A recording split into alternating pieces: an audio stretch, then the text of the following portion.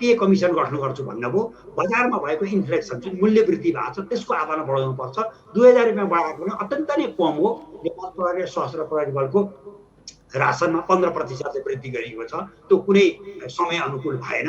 यो चाहिँ नि एक प्रकारले कर्मचारी तन्त्रको निमित्त जो सेवा गरिरहेका छन् तिनको निमित्त यो रकम उचित छैन। तर केही मान्छेको मनमा के छ भने कर्मचारी भनेका सुविधाभोगी हुन्, काम गर्दैनन्। त्यो काम नगर्ने सुविधाभोगीलाई अर्कै किसिमले दण्ड जरिवाना गर्नुपर्छ। तर आम कर्मचारीको हितमा र ज्येष्ठ नागरिक लगायतको पनि वृद्धि रकम चाहिँ अपेक्षा गरे अनुसार हुन सकेन।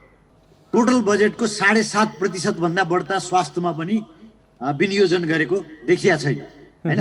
त्यसो भएको हुनाले अब यो सबै कुरा सेन्टिमेन्ट क्याच गर्दै पनि क्षेत्रगत हिसाब किताबले हेर्ने हो भनेदेखि कतिपय कुराहरूमा रिटोरिक जस्तै नै पहिलाकै जस्तै कुराहरूलाई दोहोऱ्याइएको जस्तो देखिएको छ। अब ज्यादै नै मान्छेहरूले एक्सपेक्ट गरेको कुरा के थियो भने कम्युनिस्ट पार्टीको म्यानिफेस्टोमा पनि 5000 पुर्याउँछौँ भनेर लेखिदिएको थियो हैन। र सम्माननीय प्रधानमन्त्रीजीले म 5000 पुर्याउँछु भनेर बोलिदिनु पनि भएको थियो। अब अर्थमन्त्रीजीले प्रधानमन्त्रीको त्यो वचनलाई कसरी इन्कार गर्न सक्नुभयो मलाई लागिरहेछ। 33% भने उहाँले 33% भने 4000 को हाराहारीमा यो बढेको देखिया छ। त्यस कारणले पपुलिस्ट हुनबाट नि अलिअलि बच्न खोजे जस्तो एउटा भयो। अनि त्यस्तै अब सेक्युरिटीको उसमा बसिरहेकाहरूलाई सिभिल पुलिस र आर्म पुलिसलाई उनीहरूले खाइपाएको रासनमा 15% थप गरिदिया छ भनेको छ हैन। अब त्यो रासनतिर दिँदाखेरि के हो भने उनीहरूलाई दिए जस्तो पनि भएको छ।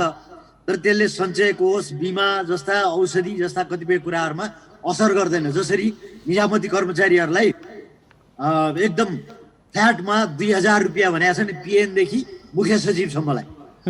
यसले पनि दूरगामी किसिमका दायित्वहरूबाट अलग हुनको निमित्त पठाइ गरेर अर्थमन्त्रीले चाहिँ लिएर आउनु भएको छ। त्यहाँ काम गर्नेले चाहिँ अहिले पाइरहेको रकम 4000 थियो अरे त्यसलाई 8000 रुपियाँ दोब्बरै गरेको छ। त्यो राम्रो छ। तिनलाई 15000 रुपियाँसम्म दिने, अरू बाँकी रहेको रकम चाहिँ स्थानीय तहले बेहोर्नुपर्छ भनेर त्यहाँ उत्साह जगाइएको छ। दिवा खाजा अहिले पनि 15 रुपियाँदेखि 25 रुपियाँसम्म दिएको छ। यसले चाहिँ नि विपन्न परिवारका बच्चाहरू स्कुलमा आउन राम्रो एउटा सहयोग पुर्याएको छ। जहाँसम्म मैले बुझेको छु यो शैक्षिक प्रमाणपत्र राखेर पनि रकम दिने, राष्ट्रपति शैक्षिक कार्यक्रममा 10 अर्ब रुपियाँ छुट्याइएको हैन त। विद्यार्थीको त आँखा कानको समयमै परीक्षण गर्ने भन्ने यस्ता कुरामा चाहिँ सबै बजेट चाहिँ परिमार्जित ढङ्गले आउन पाए हुन्थ्यो। वास्तवमा बच्चाहरूको त प्रत्येक 1 वर्षमा होल बडी चेक गर्नुपर्छ। यसरी आउन पाए हुन्थ्यो। अहिले चाहिँ विश्वविद्यालय अनुदान आयोगलाई 18 अर्ब रुपियाँ दिएको छ। यो रकम पनि बढाइएको छ। वास्तवमा नेपालमा 11वटा विश्वविद्यालय छन्, अरू पाइपलाइनमा छन्। र मैले बुझेको चाहिँ इन्जिनियरिङ र चिकित्सा क्षेत्रको छुट्टै विश्वविद्यालय चाहिन्छ भनेर लामो समयदेखि कुरा गरिए पनि यो चिज आउन सकेन। कतै चाहिँ विभिन्न अब प्रज्ञाहरू पनि प्रतिष्ठान पनि धेरै भए। त्यसले गर्दा बाल प्रज्ञा प्रतिष्ठान भन्ने चाहिँ जुन एउटा नयाँ अवधारणा आयो त्यो एउटा स्वागत योग्य छ। र प्रज्ञा ग्राम बनाउने भन्ने कुरा पनि यो बजेटले दिएको छ। यो कुरो चाहिँ कुन हदसम्म हुन सक्ला मैले अलिक प्रश्न हुन सकिन। यस्तो किसिमको विकास गर्नको निमित्त नयाँपन जुन ल्याउनु पर्ने हो त्यो चाहिँ ल्याइराखेको अवस्था छैन। किनभने दुर्गम क्षेत्रकाहरूको निमित्त, बोर्डर एरियाकाहरूको निमित्त, हिमाली क्षेत्रमा रहेकाहरू अहिले पनि कतिपय सुविधाबाट पछाडि नै भइराखेका हुनाले त्यो कुराको नितान्त यो बजेटमा चाहिँ मैले अभाव देखाएको छु मित्र। मैले देखेको त्यही नै हो।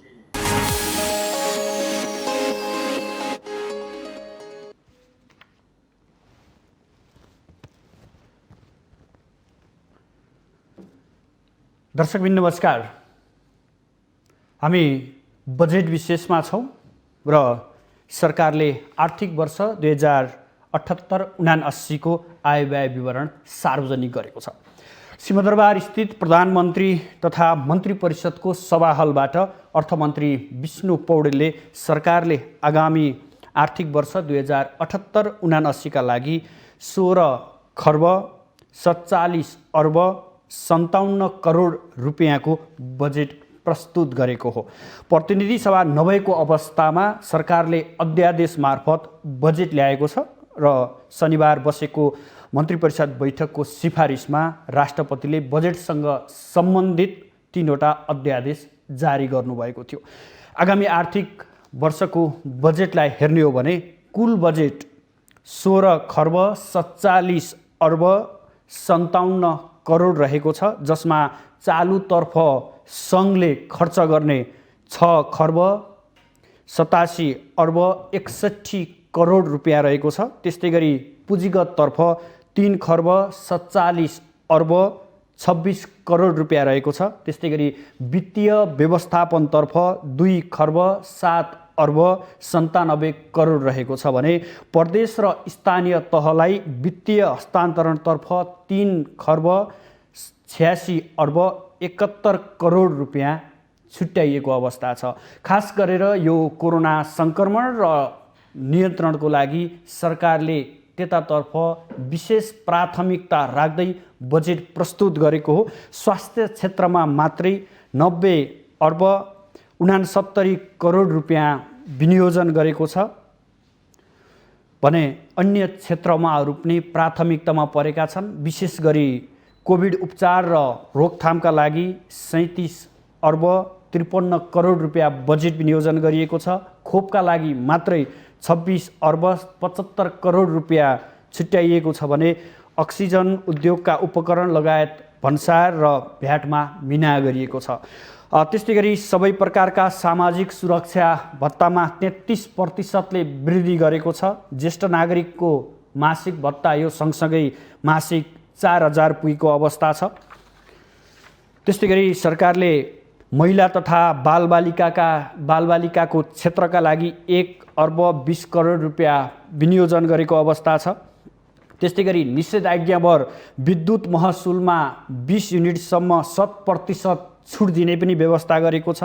त्यसै गरी काठमाडौँ उपत्यकामा 20,000 लिटर खानेपानी उपयोग गर्दा पुरै महसुल छुट दिने पनि व्यवस्था गरेको छ।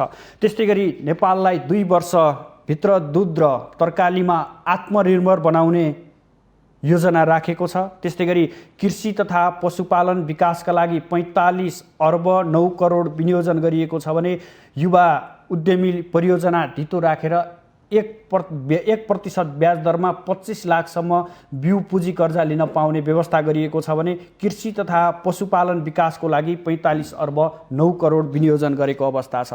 त्यस्तै गरी पेट्रोलियम पदार्थबाट चल्ने गाडीलाई 2088 सम्म विद्युतीय सवारीले विस्थापन गर्ने लक्ष्य सरकारले राखेको छ।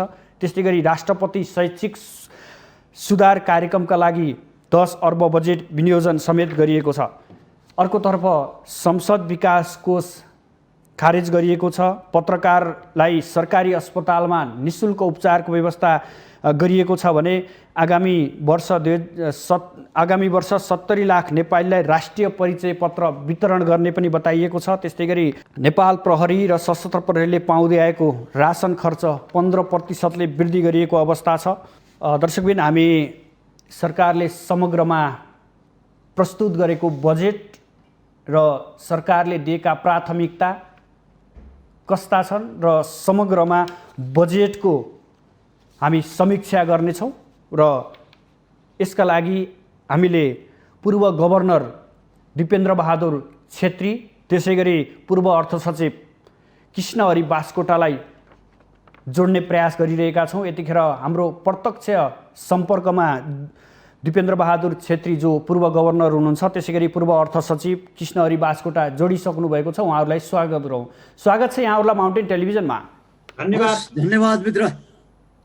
सुरुमा म कृष्णहरि बास्कोटाजीसँग जोडिन चाहे। सरकारले समग्रमा बजेट प्रस्तुत गर्यो, यसलाई यहाँले कसरी विश्लेषण गर्नुभयो? समग्र बजेटबारे छोटोमा विश्लेषण गरिदिनुहोस् न। छोटोमा मैले विश्लेषण गर्दा यो बजेट मिश्रित प्रकारको पाएँ। जहाँसम्म बजेटको आकारको कुरा छ तपाईँले भनि नै सक्नुभयो। चालु आर्थिक वर्षको बजेटको आकारभन्दा यो ठुलो भयो।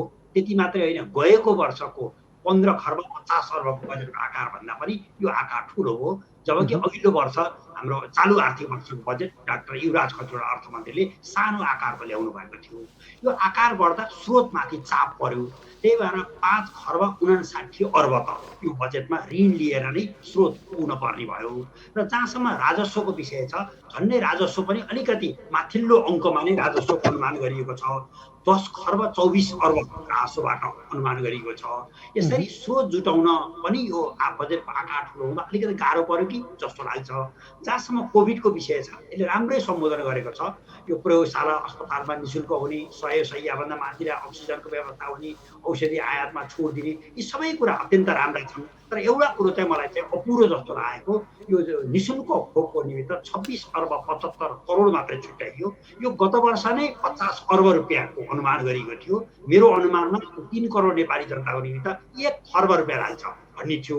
त्यो रकममा चाहिँ अलिकति छुट्याउन कम गरियो कि जस्तो लाग्छ। जहाँसम्म आर्थिक पुनरुत्थानको कार्यक्रम छ, राजस्वका नीतिमा चाहिँ अर्थमन्त्रीले छुट व्यवसायीहरूलाई थुप्रै छुट सुविधाहरू दिनुभयो।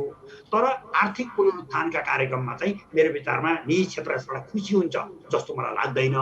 यो चाहिँ साह्रै अलिकति कम खटाएर दियो। जहाँसम्म रोजगारीको विषय छ, अर्थमन्त्रीले प्रधानमन्त्री रोजगार कार्यक्रम लगायत इन्टर्नको कार्यक्रम विभिन्न मैले हिसाब गर्दा 5 लाख भन्दा बढीलाई रोजगारी दिन सक्ने अवस्था ल्याउनु भएन। जबकि अहिले मुलुकमा 27 लाख युवाहरू बेरोजगार रहेको अवस्था छ। जहाँसम्म यो भत्ताको विषय छ, 33% सामाजिक सुरक्षा भत्ता वृद्धि गरेर ज्येष्ठ नागरिकको भत्ता 4000 पुर्याइएको प्रशंसा योग्य काम छ। तर यो चाहिँ सरकारले नै म 5000 पुर्याउँछु भनेर प्रतिबद्धता व्यक्त गरेको छु। प्रतिबद्धतामा 1000 रुपियाँ कटौती भयो। कृषिको क्षेत्रमा चाहिँ मलाई थोरै आपत्ति नै जनाउनु मन लाग्यो। अब जनतालाई कोभिडबाट बचाएपछि अब भुखमरीको समस्या आउँछ। किन भन्दा अब कुनै पनि खाद्यान्न र कृषिजन्य पदार्थहरू आयात हुन सक्ने अवस्था क्रमशः छैन। सबै मुलुकहरूले बफर स्टकमा राख्न थाले। यसर्थ नेपालमा खाद्यान्न, हरियो तरकारी, फलफुल, माछा मासु, दुधजन्य पदार्थमा हामी आत्मनिर्भर हुनुको निमित्त कृषिको बजेट हामीले दोब्बरै गर्न पर्थ्यो। सिँचाइ चाहिँ अहिले 50% भन्दा बढी जमिनमा भएको छैन। आगामी बजेटले केवल म 29,000 हेक्टर जमिनमा सिँचाइ सुविधा पुर्याउँछु भनेको त साह्रै पिनट्स भयो। यो भूमि ब्याङ्कमा पनि अर्थमन्त्री खुम्चिन भयो। युवराज खतिवडा अर्थमन्त्रीले नै मैले चाहिँ करिब 300 वटा भूमि ब्याङ्क खोल्छु भनेकोमा अब उहाँ त 50 वटा मात्रै भूमि ब्याङ्क खोल्छु भन्ने रूपमा आइपुग्न भयो।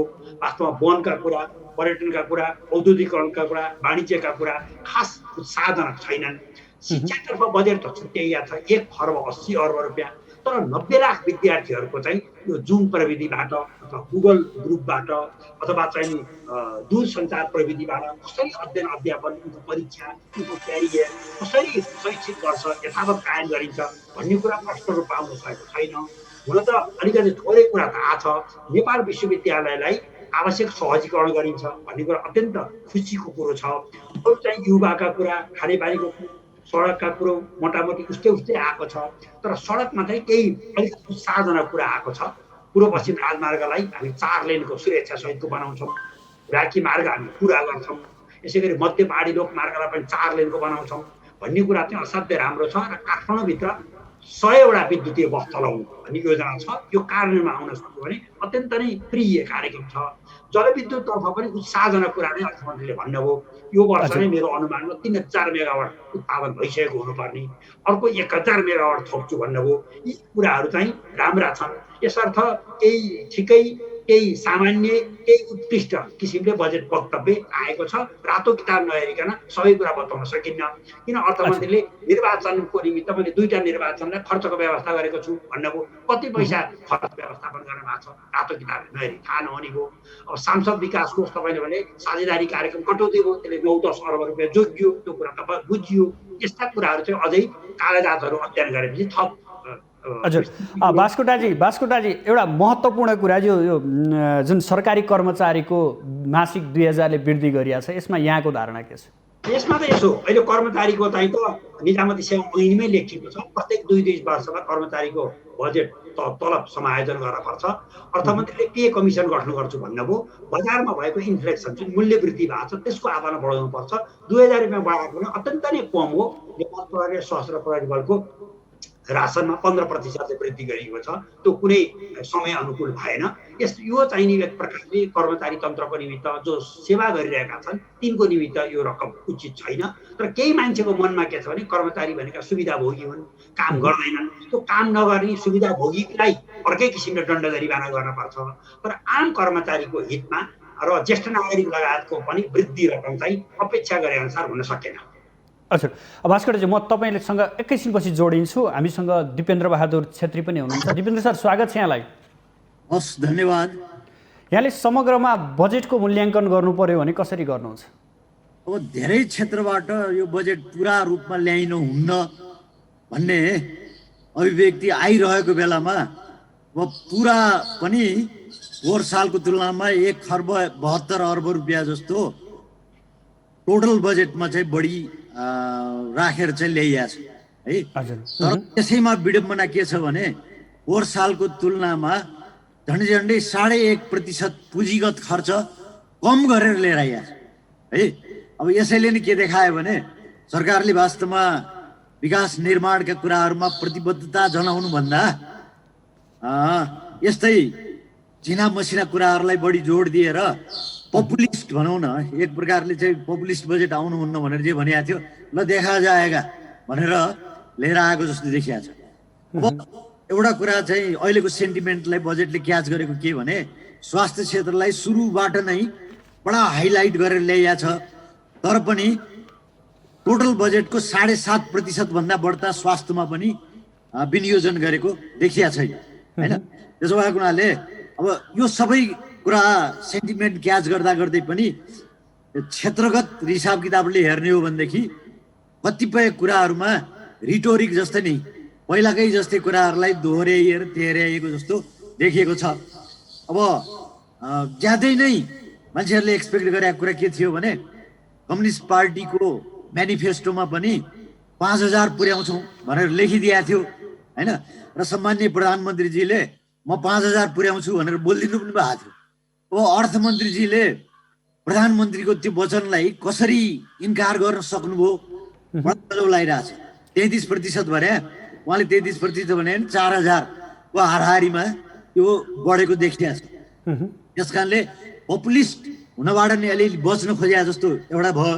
अनि त्यस्तै अब सेक्युरिटीको उसमा बसिराखेकाहरूलाई सिभिल पुलिस र आर्म पुलिसलाई उनीहरूले खाइपाएको रासनमा 15% थप गरिदिएको छ भनेको छ हैन। अब त्यो रासनतिर दिँदाखेरि के भयो भने उनीहरूलाई दिए जस्तो पनि भएको छ, तर त्यसले सञ्चय कोष, बिमा जस्ता, औषधि जस्ता कतिपय कुराहरूमा असर गर्दैन। जसरी निजामती कर्मचारीहरूलाई एकदम फ्ल्याटमा 2,000 रुपियाँ भनेको छ नि पिएनदेखि मुख्य सचिवसम्मलाई। यसले पनि दूरगामी किसिमका दायित्वहरूबाट अलग हुनको निमित्त पठाइ गरेर अर्थमन्त्रीले चाहिँ लिएर आउनु भएको छ। दिए जस्तो पनि भएको छ हैन, कर्टेल गरे जस्तो पनि भइरहेछ। अनि अर्को अर्थमन्त्रीजीले पठाइ गरेको कुरा के भने निर्वाचनको लागि पर्याप्त बजेट चाहिँ विनियोजन गरेको छु भन्नुभयो। त्यो पर्याप्त भने कति अर्ब हो, खर्बमै पुग्छ कि हैन। अनि अर्को कुरो टोटल बजेट जाँदाखेरि पहिला सुरुमा के हुन्थ्यो भने चालु बजेट, पुँजीगत र वित्त व्यवस्था भनेर आउँथ्यो।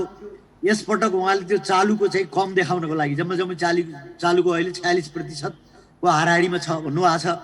तर प्रदेशहरूलाई दिइने अनेक किसिमका अनुदानहरू छन् नि हैन, हो त्यसलाई चाहिँ छुट्टै व्यवस्था गरे हुनाले त्यो चालु खर्च कम गरेको छ भन्ने देखाउनुको लागि त्यसो गर्नुभएको छ। चालु खर्चको ठिक्का आधा जस्तो पुँजीगत खर्च, भनेपछि 50% त हामीले त पुँजीगत खर्च गर्ने भएको छौँ नि भन्नुभएको छ। तर त्यसमा चाहिँ 1.5% जस्तो पुँजीगत खर्चमा नै पोहोर सालको तुलनामा घटाएर व्यवस्था गरिएको देखिया छ। हजुर, समग्रमा यहाँले भन्नुपर्दा यो बजेटप्रति यहाँ उत्साहित हुनु भएन। अनि यो कार्यान्वयन गर्न सक्ने किसिमको बजेट होइन। किन भन्न थालिरहेको छु भनेदेखि कर्मचारीहरूलाई एक प्रकारले उत्साह चाहिँ बढाइयो सुरुमा। विकास निर्माणको लागि त तिनै कर्मचारीहरूले हो नि त कार्यक्रम मतलब कार्यान्वयन गर्ने दुनियाँभर गर्ने। यहीँनिर आएपछि कताकति बजेटले चिसोपन ल्यायो कि भन्ने छ। तर यो धेरै ठाउँलाई छोएको हुनाले है यो चाहिँ के भने निर्वाचनलाई नै मध्यनजरमा राखेर चाहिँ लिएर आइएको बजेट हो भन्नलाई अपवाद चाहिँ हुँदैन, अन्यथा हुँदैन भन्नेमा म छु। हजुर, म बास्कोटा सरसँग जोडिन चाहे। बास्कोटा सर, बजेटले निजी क्षेत्रलाई कतिको उत्साहित बनाएको पाउनुभयो यहाँले? जहाँसम्म मलाई निजी क्षेत्रको विषय छ राम्रोसँग सम्बोधन हुन सकेन। हामीले पटक छलफल गरेकै हौँ। निजी क्षेत्र अहिले चाहिँ ठिक्कै 2 अरब रुपियाँको नोक्सानीमा छ। उसले 90 अरब करोड रुपियाँ जस्तो दिनको ब्याजै बुझाउँछ। हुन त यो अर्थमन्त्रीले पुछारमा मौद्रिक नीतिले सम्बोधन गर्छ भन्नुभयो। यसै गरी झन्डै 40-45 करोड रुपियाँ त दिनको कर्मचारीको र मजदुरहरूको तलबमा नै खर्च गर्नुपर्छ। यो भाडा लगायतका फिक्स कस्टहरू चाहिँ थुप्रै छन्। त्यसमा अब निषेधाज्ञाको अवधिको मैले चाहिँ नि धाराको, बत्तीको, पानीको महसुल छुट दिन्छु भने जस्तो कुरा मात्रै आयो। एक प्रकारले साना साना व्यवसायको पनि 20 लाख रुपियाँको एउटा सीमालाई 30 लाख 50 लाखको सीमालाई चाहिँ नि 1 करोडसम्म पुर्याइयो। तर त्यसको चाहिँ जुन चाहिँ एउटा तोकिएको आयकरको चाहिँ वार्षिक दर छ त्यो दर यथावत राखियो। अर्को चाहिँ निजी क्षेत्रले एउटा के पनि माग गरेको छ भने एकपल्ट हामीले सम्पत्ति घोषणा गर्न पाऊँ, यसले पनि अप्ठ्यारो पार्यो। उहाँले चाहिँ सम्पत्ति शुद्धिकरण र अन्तर्राष्ट्रिय यो आतङ्कवादमा लगानी विरुद्धको कामलाई प्रभावकारी ढङ्गले कार्यान्वयन गरिन्छ भन्नुभयो। त्यसको निमित्त निजी क्षेत्रले एकपल्ट यो मागेको हो। अर्को चाहिँ अनधिकृत अनअफिसियल कारोबार भइरहेछ, त्यसले औपचारिकता पाओस् भन्न पनि एकपल्ट सम्पत्ति घोषणाको चाहिँ सहुलियत माग गरिरहेको थियो। त्यो कुरो नि पुरा भएन। अर्को चाहिँ निजी क्षेत्रले 13% मूल्य अभिवृद्धि गरेर 10% जारी दिनुहोस् भन्नुभएको थियो। त्यो कुरो पनि बजेटमा आएन। अहिले राष्ट्र बैङ्क र अर्थ मन्त्रालयले जे वित्तीय नीति र मौद्रिक नीतिबाट जे सुविधा दिएका छन् त्यो सुविधा चाहिँ यो कोरोनाको सङ्कट रहउन्जेल, सङ्क्रमण रहउन्जेल निरन्तरता दिइन्छ भनिदिन पाए हुन्थ्यो भन्ने कुरो पनि यसमा सम्बोधन हुन सकेन। र कहिलेकाहीँ चाहिँ केही कुरामा चाहिँ निजी क्षेत्रले चाहिँ यो तिर्नुपर्ने करहरूको समयावधि अलिकति बढाइ पाऊँ भन्नुभएको थियो। यस्ता कुरा चाहिँ स्पेसिफिक कुरामा चाहिँ अर्थमन्त्रीले सम्बोधन गर्नु भएन। तर राजस्वका नीतिहरूमा चाहिँ स्पेसिफिक ठाउँ छुट सुविधा भन्सार सुविधा छुट दिएको, अहिले कोरोनाको लागि चाहिने चाहिँ उपकरणहरू आउँदा भन्सारमा माफी गरिदिएका, यी कुराहरू चाहिँ नि विस्तृत रूपमा प्रस्तुत गर्नु भएको छ। हजुर, म यही प्रश्न हाम्रो दिपेन्द्र बहादुर छेत्री सरलाई सोधेँ। यहाँले कसरी हेरिरहनु भएको छ? निजी क्षेत्र कति उत्साहित हुने सम्भावना छ? निजी क्षेत्रलाई वास्तवमा बजेटरी प्रोभिजन अन्तर्गत नै अरू मुलुकहरूले दिएको सुविधाहरू दिन हिचकिचाएको अवस्था देखिया छ। हामीले कतिपय कुराहरू अमेरिकाबाट सिक्नुपर्छ, इटालीबाट सिक्नुपर्छ, बाट सिक्नुपर्छ भने अस्ति सम्माननीय प्रधानमन्त्रीले भन्नुभयो नि यो महामारी हो, त्यस कारणले पूर्व तयारी कहीँ पनि हुँदैन, न इटालीमा छ, न अमेरिकामा थियो, न बेलायतमा छ। त्यस्ता कुरा त हामीले त्यताबाट सिकिरहेछौँ। तर यहाँ यो महामारीको बेलामा निजी क्षेत्रलाई दिएको राहतको कुरा गर्ने हो भनेदेखि हामीले तुलना गर्न सक्ने अवस्थामा आएन। हुन त हाम्रो पर्स चाहिँ सरकारको पर्स चाहिँ सानो छ, त्यसो भएको हुनाले दिन नसकेको भन्ने छ। यस पटकको टोटल बजेटमा झन्डै 62% जस्तो राजस्वबाट बेहोर्छौँ भन्ने कुरा आइरहेको छ होइन। अब त्यो राजस्वको स्रोत पनि त के हो भने निजी क्षेत्र पनि हो। एउटा त आयातमुखी छ हाम्रो चाहिँ भन्सार के अरे राजस्व भन्ने कुरा पनि आइरहेको छ होइन। त्यो धेरै जसो निजी क्षेत्रबाटै हुने यताउता गर्ने भएको हुनाले दिने कुरामा चाहिँ कन्जुसाइ गर्ने अनि लिने कुरामा चाहिँ बडा धेरै कुराहरू चाहिँ जाँदाखेरि उहाँहरूलाई त्यति आशाप्रद किसिमको कुरो चाहिँ भएन कि भने जस्तो मलाई लागिरहेछ। तर अस्ति पनि अघिल्लोचोटि पनि डाक्टर युवराज खतिवडाले ल्याउने बेलामा यस्तै विद्युतमा सहुलियत अनि करमा अलिअलि सहुलियत भन्ने यस्तो कुरा गरेर लिएर गर्नुभएको थियो र मौद्रिक नीतिलाई बोझ बोकाउनु भएको थियो। हो त्यस्तै यसपटक पनि माननीय अर्थमन्त्रीज्यूले मौद्रिक नीति मार्फत त्यो पुनर्कर्जाका व्यवस्था चाहिँ थप व्यवस्था गर्ने छ भनेर देखाइदिनु भयो। मौद्रिक नीति त त्यतिबाट आउने हो, उहाँले भन्नै पर्ने अवस्था थिएन। त्यसो भएको हुनाले साह्रो विश्वसनीयका साथ अगाडि बढ्न चाहिँ निजी क्षेत्र पनि हिचकिचाउँछ कि भन्ने जस्तो मलाई लागिरहेछ। हजुर, म पुनः बास्कोटाजी सरसँग जोडिन चाहेँ। यो प्रदेश र स्थानीय तहलाई वित्तीय हस्तान्तरणतर्फ 3 खर्ब 86 अर्ब 71 करोड विनियोजन गरिएको छ।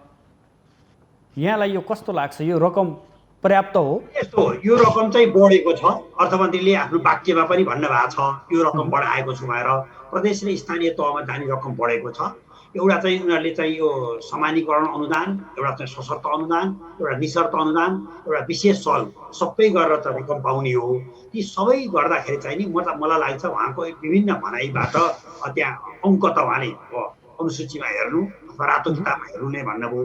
मोटामोटी 5 खर्बभन्दा बढी चाहिँ विभिन्न किसिमले प्रदेश र स्थानीय तहलाई बजेट जाने देख्छु। स्थानीय तह र प्रदेशमा जाने बजेट चाहिँ सरसर्ती हेर्दाखेरि चालु आर्थिक वर्षभन्दा अङ्कमा बढेको नै अवस्था छ। तर एउटा चाहिँ संघीयताको भावना चाहिँ के हो भने प्रदेश र स्थानीय तहको कामको निमित्त अग्राधिकार उनीहरूलाई नै दिने भनेर नै हामीले छलफल गरिरहेका हौँ। यसमा चाहिँ बजेट यति धेरै डिटेलमा आयो कि प्रत्येक साना गाउँपालिकामा गर्ने, नगरपालिकामा गर्ने, प्रदेश स्तरमा गर्ने कार्यक्रम पनि यहीँबाट नै साना पोखरीहरूको चाहिँ सुधार गर्ने लगायतका सम्पूर्ण चिज केन्द्रबाट नै गाइडेड भएको जस्तो जुन सशक्त अनुदान छ त्यसमा चाहिँ नि सङ्घ सरकारकै अलिकति बढी श्रेय रहने गरी बजेटहरू आयो। यस्ता कुरामा चाहिँ हामीले एकमुष्ट रूपमा पोखरीको लागि यति रुपियाँ, पर्यटन उद्योगको निमित्त यति रुपियाँ, यसको निमित्त यति दिएका छौँ र स्थानीय तह अब असारको 1 गते 7 वटा प्रदेशले आफ्नो बजेट ल्याइहाल्छन्, असारको 10 गतेभित्र 753 वटा पालिकाले आफ्नो बजेट ल्याउँछन्। त्यो दृष्टिकोण चाहिँ उनीहरूलाई गर्न दिएको भए अलिकति सङ्घीयताको आधारमा राम्रो हुन्थ्यो जस्तो लाग्छ, तर रकम चाहिँ बजेट चाहिँ वृद्धि भएको देखेको छु। हजुर, यो सङ्घ आफू पपुलर हुनको लागि हो, एउटा स्थानीय तहसम्मको बजेट पनि सङ्घबाटै प्रस्तुत गर्नुपर्ने अवस्था आउने? वास्तवमा यो चाहिँ एउटा हाम्रो लेग्यासी पनि हो। यसरी नै हामी आइरह्यौँ। हामी कता कता अझै पनि एकात्मक शासन पद्धतिबाट फुत्केर बाहिर आउन सकेनन्। अहिले हामीले सङ्घीय सरकारको बजेटको चर्चा गर्दा म आफैले भने साना साना कुरा पनि सङ्घीय सरकारको अर्थमन्त्रीले बजेट वक्तव्य व्यक्त गर्नुभयो। अब प्रदेशको अर्थमन्त्रीले पनि यसै गर्नुहुन्छ। प्रदेशभरि जतिवटा पालिका छन् प्रत्येक पालिकाको नाम लिएर सानो सानो उहाँहरूले त यो त सङ्घ सरकारले त अलि करोडमा दिएको अनुदानको कार्यक्रमको व्याख्या गरेका छ। प्रदेश सरकारले लाखमा 10 लाख 3 लाख 5 लाख दिएको पनि प्रत्येक पालिकाको नाउँ कार्यक्रम सहित प्रदेशका मन्त्रीले पनि भन्ने चलन छ। त्यसै गरी फेरि अब स्थानीय तहमा गइसकेपछि स्थानीय तहका मेयर, उपमेयर अथवा गाउँपालिकाका अध्यक्ष उपाध्यक्षले पनि सानो सानो वडा, सानो सानो कुरो पनि बताउने र त्यसमा मिलेसम्म प्रदेशको सङ्घ सरकारको नाम कतै पनि लिन नखोज्ने यस्तो प्रवृत्ति चाहिँ नेपालमा आयो। यो चाहिँ कतै कता एउटा राजनैतिक के भनौँ अलि मेच्युरिटी, राजनैतिक अलि परिपक्वता आउन नसकेको हो कि जस्तो लाग्छ। यो चाहिँ अब तेस्रो चौथो वर्ष भएर पनि होला, बिस्तारै यसमा परिमार्जन होला। सङ्घ सरकार पनि अब एकात्मक शासनमै हुर्केको, प्रदेश सरकार स्थानीय तहले पनि अलिकति कहिलेकाहीँ चाहिँ यसो झट्ट हेर्दाखेरि उहाँहरूले पनि अब के नै पाइयो जस्तो गरेर ठानेको जस्तो, यस्तो कतै न कतै सामञ्जस्यता कायम नभइसकेको।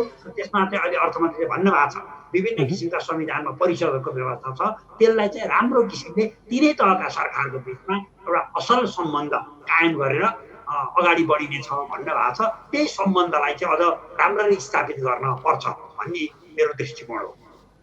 हजुर, अब दिपेन्द्र सरसँग जोडिन चाहे। दिपेन्द्र सर, जस्तो यो गरिबी निवारणका लागि 8 अर्ब 21 करोड बजेट विनियोजन गरिएको छ, गरिबी निवारण कोष खारेज गरिएको छ, सँगसँगै गरिबीसँग विशेषवर कार्यक्रमलाई भने निरन्तरता दिएको छ, यसमा यहाँको धारणा के छ? गरिबी निवारण कोषले असाध्यै राम्रो काम गरेको थियो। त्यहाँ करिब 39,000 जस्ता त्यस्ता इकाइहरू सम्बन्धित भएर त्यो सम्बन्धी कार्यक्रममा चाहिँ राम्रोसँग काम गरिरहेको परिस्थिति थियो हैन। तर त्यसलाई चाहिँ वर्ल्ड ब्याङ्कले दिने सहयोग बन्द गरिसिद्याएपछि सरकारले 2 वर्ष जस्तो समयदेखि हल्लाइराखेर बसिराखेको थियो र ती इकाइहरूलाई चाहिँ सहकारीमा परिणत गरेर लिएर जान सकिन्छ, रिस्ट्रक्चरिङ गरौँ भन्ने कार्यक्रम साथ अगाडि बढिरहेको बेलामा सरकारले त्यसलाई ध्यान दिएन।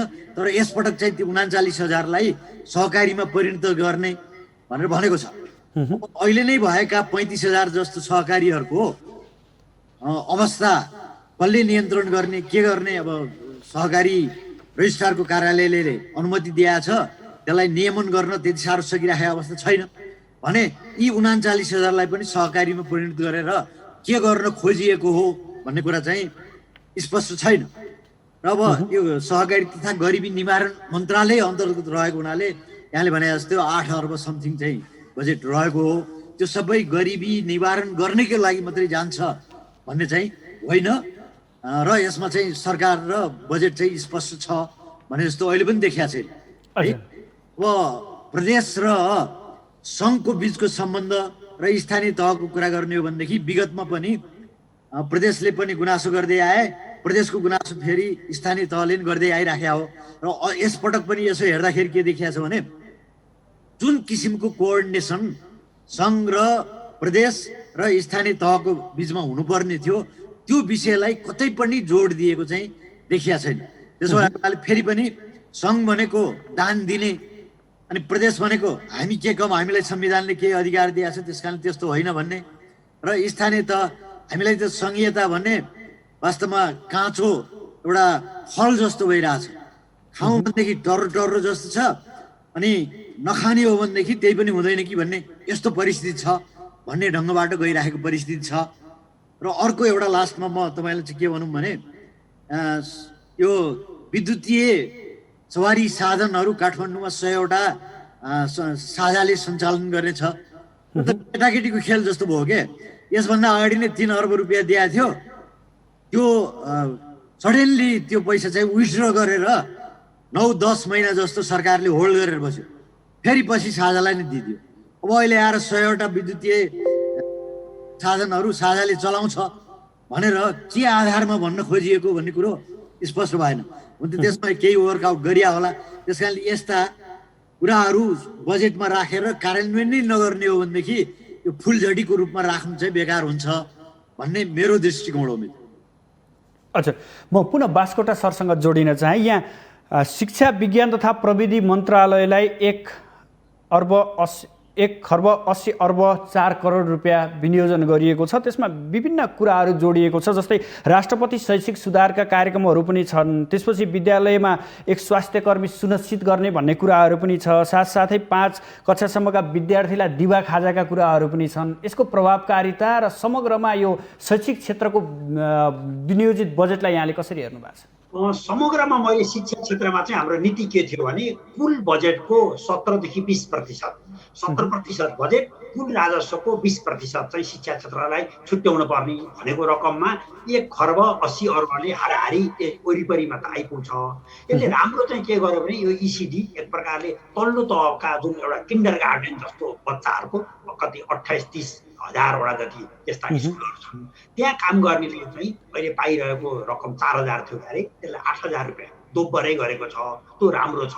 तिनलाई 15,000 रुपियाँसम्म दिने, अरू बाँकी रहेको रकम चाहिँ स्थानीय तहले बेहोर्नुपर्छ भनेर त्यहाँ उत्साह जगाइएको छ। दिवा खाजा अहिले पनि 15 रुपियाँदेखि 25 रुपियाँसम्म दिएको छ। यसले चाहिँ विपन्न परिवारका बच्चाहरू स्कुलमा आउन राम्रो एउटा सहयोग पुर्याएको छ।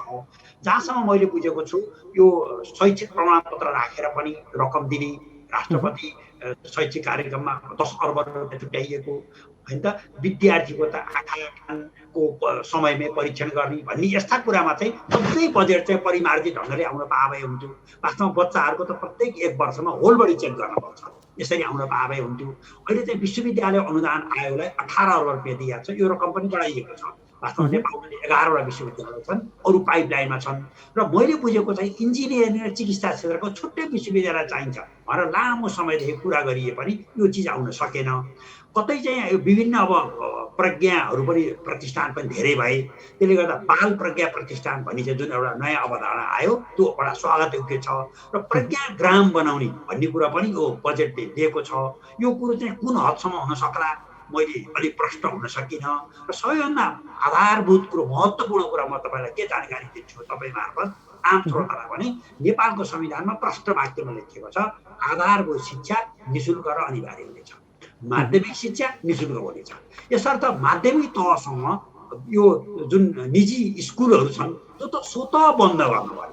त्यसलाई त राष्ट्रियकरणै गर्ने त भन्ने भाषा प्रयोग नगरौँ। त्यो त ट्रस्टमा रूपान्तरित हुने हो कि सरकारले क्षतिपूर्ति दिएर लिन पर्ने हो कि त्यसतर्फ जान पर्ने। र उच्च शिक्षामा पनि सरकारले म आफ्नो जिम्मेवारी लिन्छु भनेको हुनाले ती स्कुलहरूलाई, ती क्याम्पसहरूलाई पनि त्यही बमोजिम सरकारी निकायमा रूपान्तरण गर्नुपर्ने। यही नै नीति स्वास्थ्य क्षेत्रमा पनि लागू गर्न पर्यो। यस्तो अलिक थोरै एक प्रकारले कथाकथित क्रान्तिकारी सोचमा चाहिँ यो बजेट अगाडि बढ्न सकेन भन्ने चाहिँ मेरो गुनासो छ। हजुर, म फेरि दिपेन्द्र सरसँग जोडिन चाहन्छु। यहाँसँग म कृषि तथा पशुपालन विकासका लागि जुन रकम विनियोजित गरिएको छ 45 अर्ब 9 करोड छ, त्यसमा पनि विभिन्न शीर्षकहरू राखिएको छ। जस्तै युवा उद्यमीले 1% ब्याज दरमा 25 लाखसम्म बिउ पुँजी कर्जा पाउने भनेको छ। अन्य थुप्रै कुराहरू छन्। यहाँलाई कस्तो लाग्छ यो कृषि तथा पशुपालनमा जति विनियोजन गरिएको छ बजेट, यतातर्फ कतिको ध्यान दिनु पर्थ्यो अथवा यो पर्याप्त हो? प्रधानमन्त्री कृषि प्रवर्धन भन्ने किसिमको एउटा परियोजना छ। अब ठुला मान्छेहरूको नाम लिइदिन साथ त्यो चाहिँ राम्रोसँग काम हुन्छ भन्ने धारणा राखेर त्यसो गरिन्छ। अहिले पनि हेर्ने हो भनेदेखि जग्गाको खण्डीकरण, सिँचाइ सुविधा प्राप्त गरिराखेको जग्गामा पनि खेतीपाती नभएर चाहिँ प्लटिङको रूपमा गइराखेको, यी सबै कुरालाई ध्यान दिएर कतैपट्टि केही गरेको जस्तो देखिया छैन। यद्यपि त्यो जग्गा एकीकरण गर्ने यताउता गर्ने त्यो सानोतिनो कुरोहरू आइराखेको छ है।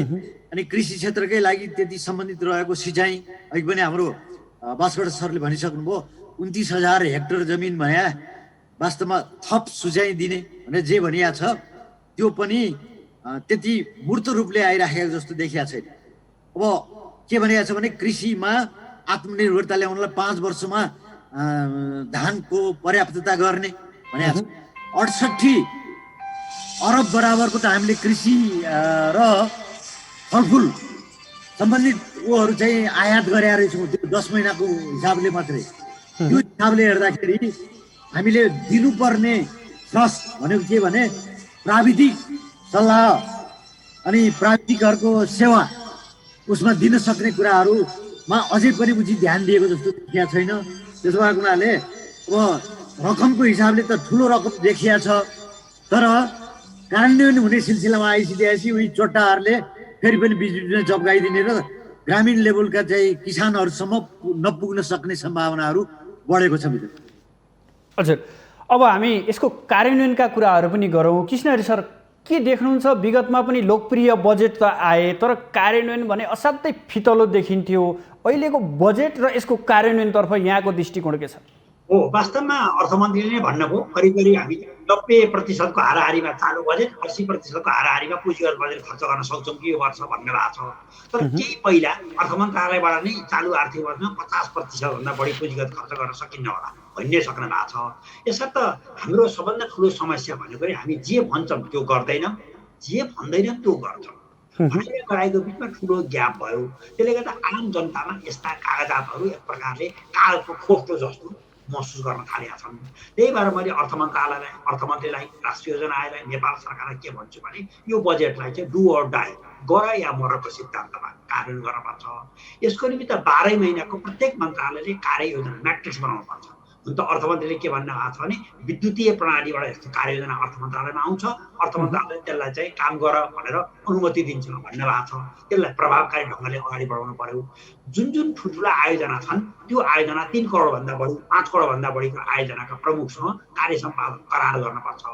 मूल कुरो यो अख्तियारी पनि समयमा दिइँदैन। साउन 1 गते अर्थ सचिवले चाहिँ सबै मन्त्रालयका सचिवलाई अख्तियारी दिनुहुन्छ, तर एकजना मानिलिउँ शहरी विकास मन्त्रालयको सचिवले, खानेपानी मन्त्रालयको सचिवले पाउनु भएको अख्तियारी मेलम्चीको आयोजना प्रमुखले चाहिँ भदौ असोज कार्तिकतिर मात्रै पाउँछ। यसरी चाहिँ कहिलेकाहीँ चाहिँ मन्त्रालयले नै पैसा होल्ड गरिन्छ, अवन्डामा पैसा राखिन्छ। यसर्थ प्रष्ट के भन्न सक्नु पर्यो भने साउन महिनाभित्रमा सम्पूर्ण अख्तियारी दिइसक्नुपर्छ। कुनै पनि रकम अख्तियारीमा राख्न पाइँदैन भन्नुपर्छ। साउनभित्र नै साइटमा अफिस पनि खोल्नुपर्छ, त्यहाँ कर्मचारी पनि खटिनुपर्छ। सम्भव भयो भने भदौ महिनामा ठेक्कापट्टाका सबै सूचना निकाल्नुपर्छ, किन सार्वजनिक खरिद ऐन अनुसार झन्डै 2 महिना ठेक्कापट्टा लाउने लाग्छ। ठेक्कापट्टा लगाएपछि हामी जुन 20% मोबिलाइजेसन दिन्छौँ त्यो मोबिलाइजेसन रकम दिने भनेको ठेकेदारलाई उपकरण यहाँ लिएर आऊ, निर्माण सामग्री खसाल, अनिवार्य रूपमा काम थाल भन्नको निमित्त हो। यसमा चाहिँ इन्जिनियरहरू, साइटमा खटिएका कर्मचारी अलिकति कडाकडाइती गर्नुपर्छ। यसको निमित्त साबिकमा अर्थ मन्त्रालयमा आयोजना व्यवस्थापन कानुन निर्माण गर्ने भनेर एउटा मस्यौदा बनेको थियो। त्यो मस्यौदा सकिन्छ भने त्यसलाई कानुनी रूप दिनुपर्छ। हामीले चाहिँ चौमासिक विभाजन चाहिँ गर्छौँ, तर त्यसको आधारमा दण्ड र पुरस्कारको व्यवस्था गर्दैनौँ। र राष्ट्रिय योजना आयोगबाट जुन अनुगमन गर्नुपर्छ प्रभावकारी ढङ्गले, हाम्रो चाहिँ नि दिपेन्द्र सर त राष्ट्रिय योजना आयोगको पूर्व उपाध्यक्ष पनि हो। वास्तवमा सरले यसमा अझै गरी प्रकाश पारिदिनु होला। वास्तवमा योजना आयोग अलिकति कडाकडाइती भएर अगाडि गइदियो भने पनि कार्यान्वयन गर्न सजिलो हुन्थ्यो। हजुर, बास्कोटा सर, हामी अन्ततिर पनि छौँ। यहाँलाई आम चासोको एउटा प्रश्न सोध्न चाहे। जस्तो प्रतिनिधि सभा विघटनका विरुद्धमा सर्वोच्चमा रिट परेको छ, यो अवस्थामा बजेट आएको छ, यो पुनर्स्थापना भयो भने के हुन्छ भन्ने आम चासो छ। यसमा त मैले यति नै भन्न सक्छु, मेरो लाटो हिसाब थम रुलको हिसाबले मैले बुझ्दा सरकार जुन दिनसँग रह्यो त्यो दिन अब सरकारले ल्याए नै। दिपेन्द्र सरले भनिसक्नुभयो विभिन्न विरोधको बावजुद पूर्ण आकारको बजेट आइ नै सक्यो। एकछिनमा मानिलिउँ भोलि चाहिँ अदालतबाट प्रतिनिधि सभा पुनर्स्थापन भयो र यो सरकार बदलियो, अर्कै सरकार आयो भने अर्को आएको सरकारले यो बजेटलाई चाहिँ शिरोधार्य गरेर सुरु काम गर्नको विकल्प रहँदैन। त्यो सरकारले चाहिँ आँट गरेर मैले पूरक बजेट ल्याउँछु अथवा यी कुरा म संशोधन गर्छु, यी मलाई पूरक स्रोतहरू प्राप्त भएका छन्, त्यसबाट मैले यी पूरक काम गर्छु भएर पूरक बजेट संविधान अनुसार ल्याउन सक्छ। अन्यथा अर्को आएको सरकारले चाहिँ यो अहिले सरकारले जारी गरेको बजेट निरन्तर रूपमा कार्यान्वयन ल्याउनुपर्छ। यस्तो कैयौँ घटना भएको छ। कैयौँ योभन्दा पूर्व अर्थमन्त्री भन्दा पहिलाका अर्थमन्त्रीले बजेट ल्याएको, बजेट ल्याइसकेपछि त्यो अर्थमन्त्री त्यहाँबाट पदबाट अवकाशित भएको, नयाँ आएको अर्थमन्त्रीले परिवर्तन पनि गर्न नसकेको, केही पनि गर्न नसकेको, त्यही अर्को मन्त्रीको विरोध गरेको बजेट नै संसदमा लगेर पारित होस् भनेर भन्न परेको अवस्थाका घटना ६३ सालपछि थुप्रै अर्थमन्त्रीका घटना देखिन्छन्। त्यस कारण मैले त लाटो हिसाबले भन्दा सरकार परिवर्तन भए पनि यो बजेट चाहिँ आगामी नयाँ सरकारले यही बमोजिमले कार्यान्वयन गर्नुको विकल्प त्यो सरकारसँग रहँदैन जहिलेसम्म त्यो सरकारले पूर्व बजेट ल्याउन सक्दैन। म अन्तमा म दिपेन्द्र सरसँग जोडिन चाहे। जसरी संविधानमा के भनिएको छ भने समाजवाद उन्मुख अर्थतन्त्रको परिकल्पना गरिएको छ, त्यो अनुसार बजेट आएको पाउनु भएको छ। अन्तमा छोटोमा भनिदिनु होला। हुन त यो सामाजिक सुरक्षा सम्बन्धी कुराहरूमा ध्यान दिएको अल्पसङ्ख्यकहरूको निमित्त भनिए तापनि यसले भौगोलिक रूपले पछाडि परेका ठाउँहरूलाई समेट्न नसकेको हुनाले इक्विटेबल किसिमले त्यस्तो किसिमको विकास गर्नको निमित्त नयाँपन जुन ल्याउनु पर्ने हो त्यो चाहिँ ल्याइराखेको अवस्था छैन। किनभने दुर्गम क्षेत्रकाहरूको निमित्त, बोर्डर एरियाकाहरूको निमित्त, हिमाली क्षेत्रमा रहेकाहरू अहिले पनि कतिपय सुविधाबाट पछाडि नै भइराखेका हुनाले त्यो कुराको नितान्त यो बजेटमा चाहिँ मैले अभाव देखाएको छु मित्र। मैले देखेको त्यही नै हो। हस्, सहभागी भइदिनु भयो र बजेट सम्बन्धी आफ्ना धारणाहरू प्रस्तुत गर्नुभयो। यसको लागि यहाँ दुवैजनालाई विशेष आभार व्यक्त गर्दै यहाँहरूबाट म छुट्टिन्छु। आदरणीय दर्शकबिन, आज हामी समग्रमा बजेट र बजेटभित्रका प्राथमिकताहरू र यसको कार्यान्वयन पक्ष यिनी विषयको पेरिफेरीमा रहेर बहस गऱ्यौँ, जसको लागि पूर्व गभर्नर दिपेन्द्र बहादुर छेत्री, त्यसै गरी पूर्व अर्थ सचिव कृष्णहरि बास्कोटा प्रविधि मार्फत हामीसँग जोडिनु भएको थियो। अहिलेलाई म बिदा चाहन्छु। बिदा दिनुहोस्। नमस्कार।